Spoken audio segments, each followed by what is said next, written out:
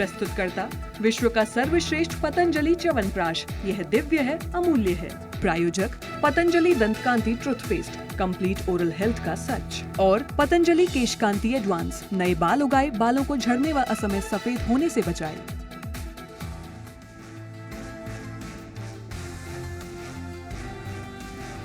बाजार ने लगाई गिरावट की हैट्रिक, निफ्टी करीब 80 अंक गिरकर 19,550 के पास हुआ बंद। सेंसेक्स भी करीब 225 अंक टूटा। सभी सेक्टोरल इंडेक्स लाल निशान पर बंद।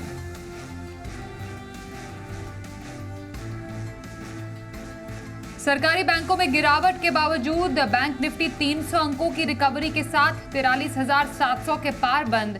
कोटक, इंडसइंड, एचडीएफसी बैंक से मिला सहारा। पेटीएम का जुलाई सितंबर तिमाही में घाटा कम होकर हुआ 292 करोड़। आय में सालाना आधार पर 32% का उछाल। सिटी गैस डिस्ट्रीब्यूशन शेयरों में तेज गिरावट। जेफरीज के डबल डाउनग्रेड से आईजीएल 11% टूटकर वायदा का टॉप लूजर, तो गेल और एमजीएल 4 से 8% लुढ़के। आईआरएम एनर्जी का आईपीओ 27 गुना से ज्यादा भरकर बंद। प्राइस बैंड 480 से 505 रुपए। अनिल सिंघवी ने दी छोटे लिस्टिंग गेन और लंबी अवधि के लिए निवेश की सलाह।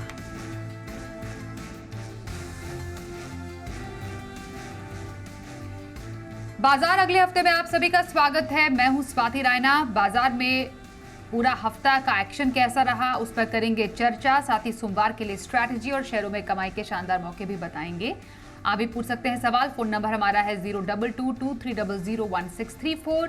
इसके अलावा आप हमें 0222300165 पर कीजिए कॉल। फेसबुक पर @ZEE बिजनेस ऑनलाइन, x.com पर @ZEE बिजनेस अपने सवाल भेजिए #बाजार आज और कल लिखकर। सोमवार के बाजार की तैयारी कराएंगे जी बिजनेस के मैनेजिंग एडिटर अनिल सिंघवी। साथ ही खास मेहमान आज हमारे साथ हैं प्रॉफिट मार्ट सिक्योरिटीज के अविनाश गोरक्षकर। अविनाश जी, स्वागत करते हैं आपका आज के शो में। सबसे पहले बाजार पर एक नजर डालने, हमने देखा बाजार में कारोबारी हफ्ते के आखिरी दिन भी मुनाफा वसूली हावी रही। बाजार के प्रमुख इंडेक्स लाल निशान में बंद हुए। कारोबार के अंत में सेंसेक्स 232 अंक टूटकर 65,398 के लेवल पर बंद हुआ। निफ्टी 82 अंक फिसलकर 19,543 के स्तर पर बंद हुआ। बैंक निफ्टी 31 अंक गिरा और 43,723 के स्तर पर बंद हुआ। और अब एडिटर्स टेक में जी बिजनेस के मैनेजिंग एडिटर अनिल सिंघवी से समझते हैं कि हफ्ते के आखिरी दिन भी बाजार में कमजोरी क्यों रही हावी। इस हफ्ते लगातार तीसरे दिन और भारतीय बाजारों में हफ्ते के आखिरी दिन भी रहा कमजोरी का माहौल। और कमजोरी के लिए ज़्यादातर कारण दुनिया भर के बाजारों से ही आते हुए दिखे। पहले अमेरिकी बाजारों में तेज़ गिरावट फिर से देखने को मिली। 200 अंकों से ज़्यादा डाउ में और नैस्डैक भी 100 अंक से ज़्यादा कमज़ोर होता दिखा। और वहाँ वजह यही थी कि ऊंची ब्याज दरें, महंगाई, डॉलर इंडेक्स की मजबूती, बॉन्ड यील्ड्स का बढ़ना, कच्चा तेल मजबूती, ये सारे के सारे वो ग्लोबल संकेत हैं जिनसे दुनिया भर के बाजार बड़े जूझते हुए नजर आ रहे हैं। हालांकि इजराइल और हमास के मोर्चे पर कोई खास बड़ी और नई बुरी खबरें नहीं आई, लेकिन ये सारी खबरें ऐसी थी जो अमेरिकी बाजारों को और दुनिया भर के बाजारों को परेशान करती हुई दिखी और भारतीय बाजारों ने भी उन पर रिएक्शन देना उचित समझा। इसके अलावा हमारे यहाँ अपनी एक समस्या और थी। एफआईज की तरफ से छोटे मोटे ही सही फिर से बिकवाली के आंकड़े आने शुरू हुए हैं कैश मार्केट में और वायदा कारोबार में। वो भी ऊपरी स्तरों पर बाजार को नहीं टिकने देने में मजबूर कर रहे हैं। इन सब के चलते एक बड़े गैप के साथ शुरुआत होने के संकेत तो हुआ भी, लेकिन एक ही अच्छी बात थी आज के बाजार में। कल निफ्टी की वीकली एक्सपायर हुई और परसों बैंक निफ्टी की, उसके बाद दोनों ही इंडेक्स में ट्रेडर्स की पोजीशन हल्की थी, इसलिए बाजार ज़्यादा घटे नहीं। कल के लोज को जो कि निफ्टी पर 19,500 का, बैंक निफ्टी पर 43,550 का था, इन दोनों लेवल्स को आज दिन भर हमने होल्ड किया। दिन के दौरान एक रिकवरी की कोशिश हुई ज़रूर बाजार की, लेकिन ज़्यादा टिकी नहीं। हल्के नुकसान के साथ बाजार बंद होते दिखे। 80 पॉइंट निफ्टी पर हम नीचे बंद हुए। बैंक निफ्टी कंपेरेटिवली कम कमज़ोर था, 31 पॉइंट के नुकसान के साथ बंद हुआ, तो सेंसेक्स 231 अंक। लेकिन आज जो ज़्यादा समस्या थी वो ब्रॉडर मार्केट में थी। मिड कैप इंडेक्स में आज फिर से 1.25% के आसपास की कमजोरी रही और कई सारे मिड कैप स्टॉक्स या तो प्रॉफिट बुकिंग का शिकार हुए या फिर कमज़ोर नतीजों की वजह से उन मिड कैप शेयरों में बहुत तेज़ी से आज मुनाफा वसूली और बिकवाली आती दिखी। तो आज की जो ज़्यादा दिक्कत वाली जगह थी वो मिड कैप शेयरों की थी। स्मॉल कैप शेयर कमज़ोर जरूर है, लेकिन उतना पैनिक वहाँ पर नहीं था। तो फाइनली एक बड़ा मुश्किल हफ्ता भारतीय बाजारों के लिए आज खत्म होते दिखा, जहाँ लगातार 3 ट्रेडिंग सेशन में अच्छी खासी बिकवाली का दबाव बना। और आइए अब संस्थागत निवेशकों के आंकड़ों को समझ लेते हैं। एफआईआईज यानी विदेशी संस्थागत निवेशकों ने कैश मार्केट में करीब 456 करोड़ रुपए की खरीदारी की है, तो वहीं डीआईआईज यानी घरेलू संस्थागत निवेशकों की तरफ से लगभग 9 करोड़ रुपए की खरीदारी के आंकड़े आए हैं सामने।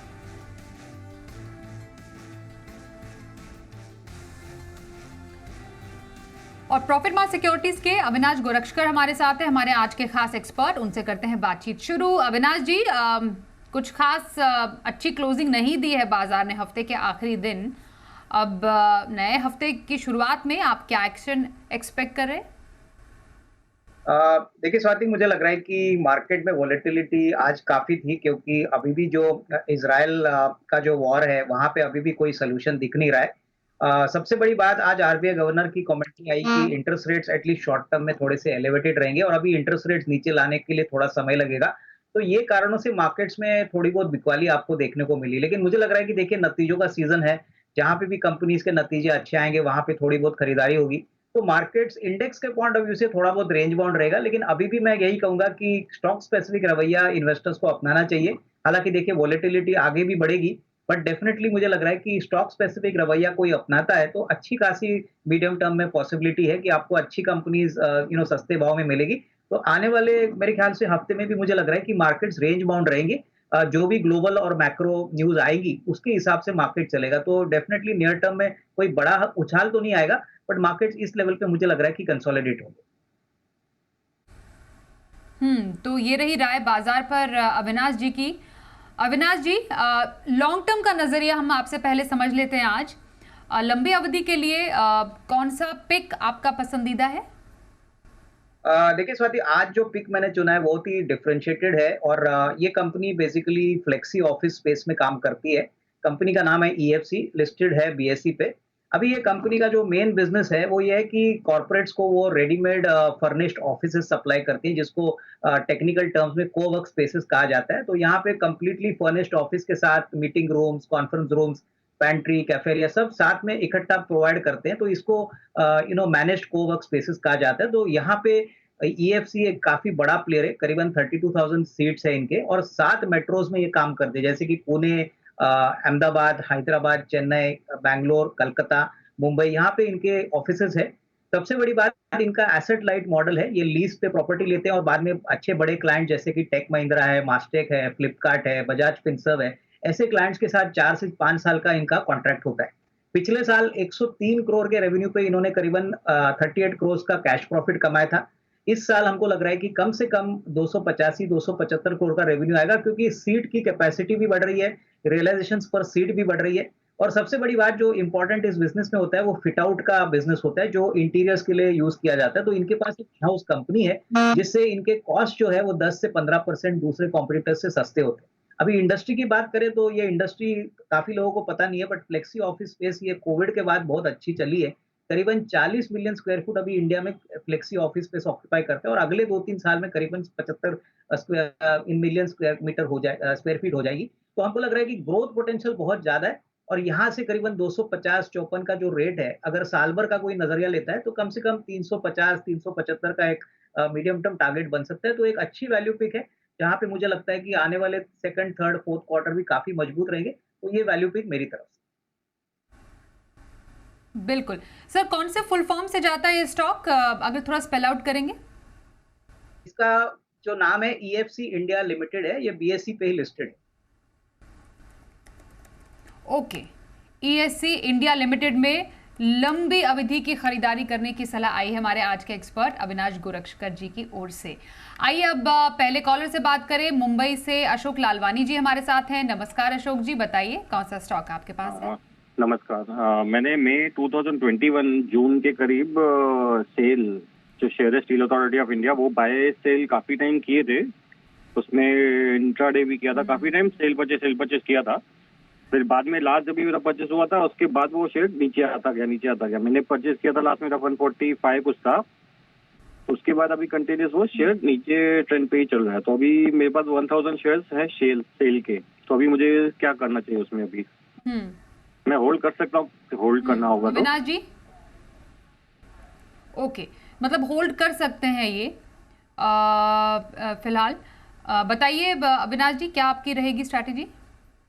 देखिए, मुझे लग रहा है कि इनकी बातों से ये लगता है कि ये ज़्यादा ट्रेडिंग करते हैं, लेकिन अगर डिलीवरी का इनका पोज़ीशनल बेट है, तो मैं समझता हूँ कि कम से कम साल भर का नज़रिया लेते हैं, तो मेरे ख्याल से इसमें अच्छा बाउंस देखने को मिलेगा। देखिए, डोमेस्टिक सेक्टर में इंफ्रास्ट्रक्चर की डिमांड काफ़ी बढ़ रही है, गवर्नमेंट का भी स्पेंडिंग बढ़ रहा है, तो स्टील का कंज़म्पशन बढ़ रहा है, लेकिन जब तक ग्लोबल मेटल प्राइसेज़ बढ़ते नहीं है, तब तक ऐसी कोई बड़ी उम्मीद लगाना कि सेल में कोई बड़ी री-रेटिंग आएगी, शॉर्ट टर्म में लगता नहीं है। तो 6 से 12 महीने की अवधि अगर ये रख सकते हैं, तो मेरे ख्याल से डेफ़िनिटली थोड़ा-सा मुनाफ़ा बना सकते हैं। मैं इनको यही कहूँगा कि अगर हो सके तो थोड़ा-सा एवरेज भी करें, क्योंकि इनकी बाइंग प्राइस काफ़ी ऊपरी लेवल की है, ऑलमोस्ट 147 की है और ऑलमोस्ट प्राइस अभी 86 चल रहा है। थोड़ा-सा एवरेज करके अगर 6 से 12 महीने की अवधि करते हैं, तो कॉस्ट प्राइस से थोड़ा-सा रिस्क रिवॉर्ड आपके फ़ेवर में आएगा। बिल्कुल, तो बने रहिए सेल में, आपके लिए यही राय अविनाश जी दे रहे हैं। महाराष्ट्र अमरावती से संजय जी से भी बात कर लेते हैं। नमस्कार, बताइए कौन सा स्टॉक आपके पास है? नमस्ते मैडम। मैडम मेरे पास बैंक ऑफ महाराष्ट्र के 350 क्वांटिटी है at the price of 46। Okay, और कब तक, कितना लंबा नजरिया रख रहे हैं आप? मैम 3-4 साल होल्ड कर सकते हैं। लंबा, ओके, लॉन्ग टर्म का नजरिया बैंक ऑफ महाराष्ट्र पर। सर, कैसा लगता है आपको ये बैंकिंग सेक्टर का ये स्टॉक, और लंबी अवधि के लिए कैसी पसंद है? इनफैक्ट स्वाति, इनके जो नंबर्स Q2 के लिए आए थे, बहुत ही दमदार नंबर आए थे। मैनेजमेंट की कमेंट्री भी बहुत स्ट्रांग थी। इनफैक्ट इन्होंने 530 करोड़ के प्रॉफिट के जगह पे करीबन 900 करोड़ का प्रॉफिट Q2 में कमाया। आने वाले सेकंड, थर्ड और फोर्थ क्वार्टर भी काफ़ी स्ट्रांग आने की उम्मीद है, क्योंकि क्रेडिट ग्रोथ साइकिल अभी भी काफ़ी मजबूत है। मुझे लग रहा है कि अगर नज़रिया इनका कम से कम 12-15 महीना है, तो कम से कम 58-60 रुपए का टारगेट प्राइस पॉसिबल है, तो तब तक होल्ड करने की राय। होल्ड कीजिए बैंक ऑफ महाराष्ट्र, आपके लिए यही राय दे रहे हैं अविनाश जी। अगले कॉलर हमारे साथ हैं उत्तराखंड से प्रिंस भाटिया। नमस्कार, बताइए कौन सा स्टॉक है आपके पास? हेलो। हाँ जी मैम, मेरे पे जी पूछिए प्रिंस लक्ष्मी। जी, सवाल क्या है आपका? हाँ जी, मेरे पे मैम लक्ष्मी ऑर्गेनिक के 1100 शेयर है मेरे पे मैम। मैं 389 पे है मेरे पे मैम। इसमें अब क्या करना चाहिए? कोई मेरे पे लॉस बहुत हो रहा है मेरे को मैम अभी। हाँ, तो आपका कितने लंबी अवधि का नजरिया है? मैम 1 साल। साल भर का नजरिया। 389 की खरीदे सर, प्राइस तो काफी ऊंचे पे लिया है इन्होंने, नुकसान भी काफी ज्यादा झेल रहे हैं। करना क्या चाहिए सर लक्ष्मी ऑर्गेनिक्स? देखिए, मुझे लग रहा है कि सारे स्पेशलिटी केमिकल कंपनीज में भारी बिकवाली देखने को मिली थी, और लक्ष्मी ऑर्गेनिक की बात करें तो देखिए, ये स्पेशलिटी केमिकल बनाते हैं, एथल एसीटेट बनाते हैं, जो काफ़ी पहले 5-6 महीने पहले बहुत अच्छी तरह से बिक रहा था, लेकिन अभी थोड़ा-सा प्राइसिंग प्रेशर दिख रहा है। मेरे ख्याल से अभी हाल ही में एक बड़ा क्यूआईपी इश्यू भी कंपनी ने किया था, करीबन 280-285 में, तो मुझे लग रहा है कि इस लेवल पे स्टॉक कंसोलिडेट होगा, क्योंकि बड़े निवेशक इसमें ऑलरेडी एंटर कर चुके हैं। नज़रिया 12-15 महीने का रखिए, क्योंकि कंपनी बहुत अच्छी है। जैसे ही एथिल एसीटेट के प्राइसेस बढ़ेंगे, जो इनका मेन प्रोडक्ट है, इसमें आपको अच्छी री-रेटिंग देखने को मिलेगी। तो हालाँकि इनकी बाइंग प्राइस थोड़ी ऊपरी लेवल की है, नज़रिया 12-15 महीने का रखिए, और मुझे लग रहा है कि इसमें अच्छी खासी रिस्क रिवॉर्ड बनेगी। अगर ज़रूरत पड़ेगी तो थोड़ा-सा एवरेज भी कर सकते हैं, लेकिन नज़रिया 12 से 15 महीने करके यहाँ पे होल्ड करें। होल्ड कीजिए 12 से 15 महीने के लिए लक्ष्मी ऑर्गेनिक पर। आपके लिए सलाह अविनाश जी दे रहे हैं। आगरा से दिशा जी से बात कर लेते हैं। नमस्कार, बताइए कौन सा स्टॉक है आपके पास? नमस्ते मैम, मेरे पास सुजलॉन एनर्जी 20,000 शेयर्स @27 है। ओके, और कितना लंबा आपका नजरिया है होल्ड करने का? Short term trader 6 to 12 month तक होल्ड कर सकते हैं। Okay, Suzlon energy. और आपकी खरीद कितनी बताई थी आपने दिशा? मैम @27। 27, और कितने share? 20,000 shares. Okay, 20,000 share Suzlon energy के इन्होंने लिए हैं 27 के भाव पर। सर राय दीजिए आप। बिल्कुल, देखिए, ये तो अच्छी खासी प्रॉफिट भी कमा रही है इन्वेस्टर। मेरे ख्याल से देखिए 27 में लेके 3250 है। मेरे ख्याल से देखिए नियर टर्म का टारगेट कुछ ₹35 बनता है, तो वहाँ पे मुझे लग रहा है कि एटलीस्ट कम से कम 25-30% स्टॉक बेच दीजिए, प्रॉफिट अच्छा बनेगा, और बैलेंस क्वांटिटी कम से कम अगले 12 महीने के लिए होल्ड करिए, क्योंकि देखिए विंड पावर स्पेस में अभी वापस तेजी आ रही है। सुज़लॉन ने अपना कर्जा भी काफ़ी कम किया है। होपफुली यहाँ पे बड़े निवेशक यानी क्यूआईपी के पॉइंट ऑफ व्यू से बड़े एचएनआईज़ और अल्ट्रा एचएनआईज़ भी एंटर कर चुके हैं। तो मेरे ख्याल से 35 रुपये का पहला टारगेट रहेगा, तब तक थोड़ा सा मुनाफा वसूल करिए और बैलेंस क्वांटिटी कम से कम 12-15 महीने के लिए होल्ड करिए। आने वाले कम से कम 12 से 15 महीने में और भी अच्छी री-रेटिंग होने की पॉसिबिलिटी। बिल्कुल, तो ये रही राय सुज़लॉन एनर्जी पे हमारे आज के एक्सपर्ट अविनाश जी की ओर से। अगले कॉलर सूरत से निशिन जी हमारे साथ है, बताइए कौन सा स्टॉक आपके पास है? मैडम मेरे पास BPCL के शेयर है 436 रुपए के भाव से 260 शेयर है, और दूसरा मेरे पास है आवास फाइनेंस के 1900 रुपए के शेयर है 10 है। तो लॉन्ग टर्म के लिए मुझे क्या करना चाहिए? दूसरा कौन सा स्टॉक बताया आपने? आवास फाइनेंस 1925 रुपए के भाव से 15 शेयर है। अच्छा, दोनों ही स्टॉक की आपकी खरीद तो काफ़ी ऊंची है निशिन जी। कितना लंबा नजरिया आपका है दोनों स्टॉक्स पर? मैं साल तक ठहर सकता हूँ BPCL में। ओके, बताइए सर, BPCL और आवास फाइनेंशियर्स लिमिटेड कैसा स्ट्रैटेजी लग रही है आपको इनकी? देखिए, मुझे लग रहा है कि BPCL में उन्होंने काफ़ी ऊपरी लेवल पे शेयर खरीदा है और जिस प्रकार से अभी हेडविंड्स चल रहे हैं, इज़राइल का वॉर जो चल रहा है, हो सकता है कि क्रूड की कीमतें ऑलरेडी जो एलिवेटेड है और भी बढ़ सकते हैं। अगर ये बढ़ती है, तो BPCL के लिए और तकलीफ का काम है, क्योंकि इनकी पूरी प्रॉफिटेबिलिटी क्रूड ऑयल के प्राइसेस पे डिपेंडेंट है। मेरी राय में ये BPCL से निकल के अगर ONGC का शेयर खरीदते हैं, जो एक काफ़ी बड़ा अपस्ट्रीम प्लेयर है और क्रूड के भाव बढ़ते हैं, तो इनको काफ़ी फ़ायदा होता है। तो यहाँ पे ये स्विच कर सकते हैं। रही बात आवास फाइनेंशियल्स के लिए, तो मुझे लग रहा है कि इनको थोड़ा-सा एवरेज करना चाहिए और कम से कम साल, डेढ़ साल का नज़रिया रखें। क्योंकि देखिए, इन्होंने 1900 पे शेयर खरीदा है, अभी कुछ 1500 का शेयर चल रहा है। कंपनी अच्छी है, लेकिन इन्होंने काफ़ी ऊपरी लेवल पे शेयर खरीदा है। हाउसिंग फाइनेंस में काफ़ी वेल एस्टेब्लिश्ड प्लेयर है, तो यहाँ पे थोड़ा-सा एवरेज करके कम से कम साल, डेढ़ साल का नज़रिया रख के यहाँ पे होल्ड करें। जी, रही आपके दोनों स्टॉक्स पर अविनाश जी की तरफ से राय। हमारे साथ अगले कॉलर भी हैं, उनसे बात कर लेते हैं। धर्मशाला से अशोक जी हमारे साथ हैं। नमस्कार, बताइए क्या सवाल है आपका? जी नमस्कार मैम। जी, पूछिए सवाल। अब मेरे पास PNB का स्टॉक है at the rate of 64.52, 100 share है मैम। ओके, कितने स्टॉक है आपके पास? 100 शेयर 54 के आसपास खरीदे, और लंबी और कितना नजरिया, लॉन्ग टर्म का नजरिया है या फिर शॉर्ट टर्म का? 1 साल तक का। साल भर का नजरिया PNB पर रख रहे हैं सर। मुनाफा है इन्हें भी, क्या करना चाहिए? देखिए, मुझे लग रहा है कि PNB के जो क्वार्टर 2 के नतीजे आएँगे, स्वाति, काफ़ी अच्छे आने की उम्मीद है, क्योंकि पिछला पहला क्वार्टर काफ़ी स्ट्रॉन्ग था और जिस प्रकार से अभी इनकी एसेट क्वालिटी का नंबर आ गया है, क्रेडिट ग्रोथ हमको स्ट्रॉन्ग दिख रहा है डबल डिजिट्स में, तो both corporate capex as well as retail growth PNB के लिए काफ़ी अच्छा रहेगा। तो मेरे ख्याल से देखिए, इन्होंने अच्छे लेवल पे एंट्री की है, करीबन 85-90 का एक टारगेट बनता है। अगर साल भर का नज़रिया ये लेते हैं, तो तभी मुनाफा वसूल करें, तब तक पोज़ीशन होल्ड करें। होल्ड कीजिए PNB, यही आपके लिए सलाह दे रहे हैं अविनाश गोरक्षकर। एक ब्रेक का वक्त है, आगे मोतीलाल ओसवाल की शिवांगी सारदा से जानेंगे सोमवार के लिए ऑप्शन कॉल।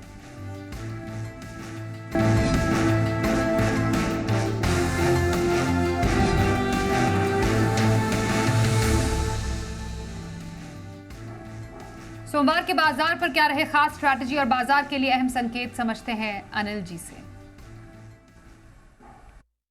सोमवार को जब हम ट्रेड पर लौटेंगे तो देखना है कि दुनिया भर के बाजारों से कैसे संकेत मिलते हैं, क्योंकि डाउ फ्यूचर्स 60 पॉइंट नीचे और नैस्डैक फ्यूचर्स 40 पॉइंट नीचे ही ट्रेड करते हुए दिख रहे थे भारतीय बाजारों के बंद होने के वक्त।